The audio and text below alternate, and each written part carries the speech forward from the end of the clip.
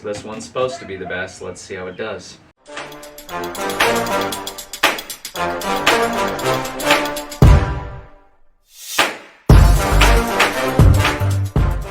Hey everybody, back again, and today I'm going to be showing you guys the new 4x36 belt grinder belt sander that we are going to be using from here on out. But before I show you guys the new one, let me show you guys the old one and why I'm replacing it. This is my old Ryobi 4x36. I've had this old girl for 5 years and it served me well while it worked, but the motor is dead and locked up completely. The motor is completely fried. The main design flaw with these Ryobis is twofold. The vent, I've got it kind of deconstructed a little bit, but the dust vent is right here, which is supposed to pull all the dust away. You're supposed to be able to pull all the dust out and vacuum through there. And I didn't have a dust collector, so I would just vacuum it out as needed. The only problem with that is it allows all this lovely grinder dust to get inside of here, and my motor is right here. I don't know what genius put the motor right behind the dust collector with a huge gap behind the dust collector, but needless to say, enough metal got in here to fry that motor eventually. So another major problem with these 4x36s is most of them you'll find on the market are belt driven. This sucks power out of your machine. It takes a lot of power to run this mechanism. This is the axle that comes out of the motor, and it rotates this belt around this axle, which is connected to the wheel for the belt itself, the sanding belt. This robs a lot of power from the machine and is pretty ineffective on most machines. You have to worry about belt tension, you have to worry about belts breaking. I never had that problem with this Ryobi. This belt never needed to be tightened, this belt never needed any maintenance. It worked great until the motor got shot. So let me show you the new one that we're going to be working with from now on. So this is the new sander. This is a Buck Tool 4x36. This is a 3/4 horsepower motor, and it is a direct drive system, as well as the motor is fully encased. So we don't have to worry about any of that metal dust getting into our motor, and I'll show you guys that a little better once we get this opened up. So let's pop this bad boy open.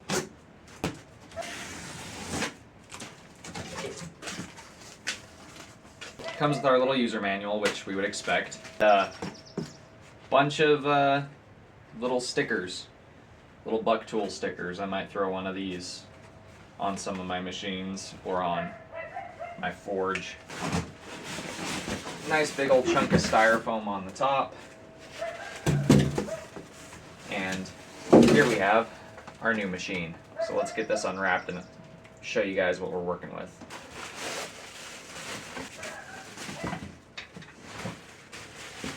So in addition to our sander, we've got our miter gauge, got our table, got the other table. This is a stand for when you have the belt sander in the flat position. But out of all those accessories, since we're bladesmiths, this is the only thing we need. It looks like it comes with this dust cover, which I'm going to go ahead and remove right away, because I like to be able to use all parts of my sanding belt, whether it's the top radius, the bottom radius, or anywhere in between. The dust cover gets in the way of your belt actually being able to come off. You pull this release lever, slide off your belt, slide on a new one. And as a bladesmith, you're swapping belts a lot. As you can see, our motor is fully encased in, looks like aluminum, which is perfectly fine by me. So I'm gonna go ahead and I'm gonna set this up, and we'll give it a quick start up, see how it runs out of the box. So let's see how it does with the first fire up.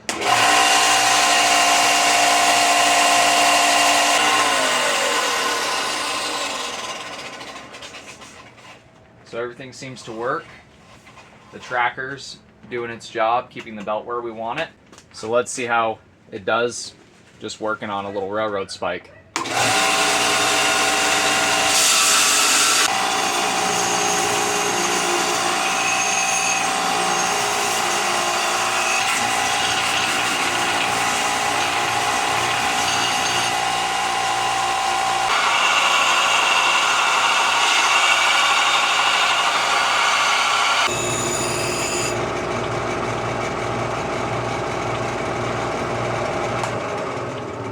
I'm really pleased with how well this belt sander works. In about half the time it usually takes to get to this stage in grinding, I was able to get to this on this sander, and I'm also noticing the pattern is a lot more uniform just because I'm not getting any bogging down of my belt. I'm not getting any delays in my belt running. As you can see, we've got that nice crisp edge bevel popping on there with that secondary bevel. We've got a nice satin finish on there, and this is only at about, I think, 120 grit, and it's already looking this good just because this is able to move at such a speed that it's going to give me a better result than what I got with my previous grinder.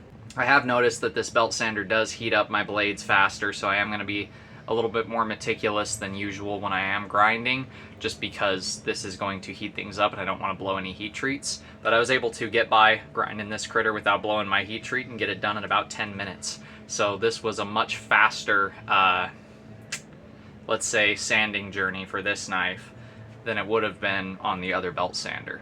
So unlike the Ryobi, on this critter right here, the motor is housed inside this casing, and that axle goes straight into the wheel for the actual sander itself. So there's a lot more power direct from the motor to the actual sanding belt on this compared to every other model I've seen of belt sander. I've never seen a belt sander aside from this one that actually has this style of design. So just to give a frame of reference, I was able to get all this ground off in about 10 minutes from that knife using a 36 grit belt, an 80 grit belt, and 120 grit polishing belt. This thing definitely hogs material a lot faster and with a lot more finesse, let's say. The tracking system on it works great. Easy to change the belts as long as you take off that dust cover. That dust cover I could see posing a problem if you don't want to take that off, because you will have to take it off in order to change your belts whenever you want to change belts, so just keep that in mind. But all in all, I would say that this is a huge improvement over the previous belt sander that I had. That Ryobi worked great, served its purpose for a long time. If you've been around watching the channel for any length of time, you would have seen it a lot throughout the years. You would have seen all the crazy stuff I've been able to make with it, and with this new sander back here, we're going to be able to do a lot more efficiently. So I've gone ahead and spent about an hour polishing up a couple of different railroad spike knives I've had sitting around for a while. This is that first one we were working on before. And I would have to say, for, only using it for about an hour, I really do like this. It has a lot more power to it. It's a lot more consistent. I don't have to worry about it bogging down on me like I mentioned earlier. So I'm definitely pleased. First impressions, this thing's awesome. It's beastly. It's got a lot more power, so I can get a lot more done faster. And I don't really have anything negative to say about this grinder so far. It does get pretty warm. The casing on this critter gets pretty warm when you're grinding on it for a while, but that's to be expected. That's just because I'm putting the motor through some pretty serious use. I tried pushing as hard as I could to see if I could stall it. Couldn't get it to stall. So I'm very pleased with how well this works, because now I'm going to be able to apply some pressure and really hog material with those heavier grit belts whenever I really need to remove some material from forge scale or whatever have you.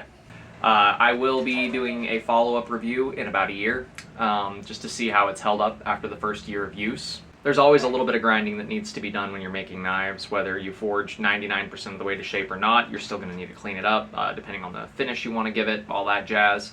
You can either do it by hand or you can do it with a machine, and I would highly recommend getting a 4x36 just because the 4-inch wide belt gives you a lot of surface area to work with, gives you nice uniform results, and it's easy to learn on for beginners. If you get something like a 2x42 or something like that, it's going to be substantially more expensive than this, usually. And this seems to have a lot more power than a lot of other machines with that 3/4 horsepower motor. I'm fairly impressed with how well this did. If you've seen a YouTube channel called Outdoor 555, I think it is, he's actually the one who turned me on to this. I was watching his video. He's a knife maker as well, and he was talking about the lack of power in belt sanders and that belt drive system, and how basically this kind of gets around that issue. And the big turn on for this for me wasn't actually just the belt drive, it was the fact that the motor's fully encased, so you don't have to worry about getting grinder dust down inside the motor and shorting it out like I did on my previous one. You can pick these up on Amazon for around the $200 range, about the same price as the Ryobi, except I would highly recommend this over the Ryobi, having just used this once versus having used that Ryobi for 5 years, I can already tell that this is going to be a much more efficient tool for my purposes. That does it for the first impressions, unboxing, whatever you want to call this video for the Buck Tool 4x36. If you guys like what you've seen, do me a favor, do that thing right there. Helps the channel grow, helps me reach more people so I can, get more blades in more people's hands. If you guys are looking for something to purchase, check out my Etsy store. Best way to support the channel is subscribe, like the videos, comment, and if you can, or if you're interested, check out what I saw on my Etsy store. The link will be at the end of the video. Till next time, God bless. Stay sharp out there.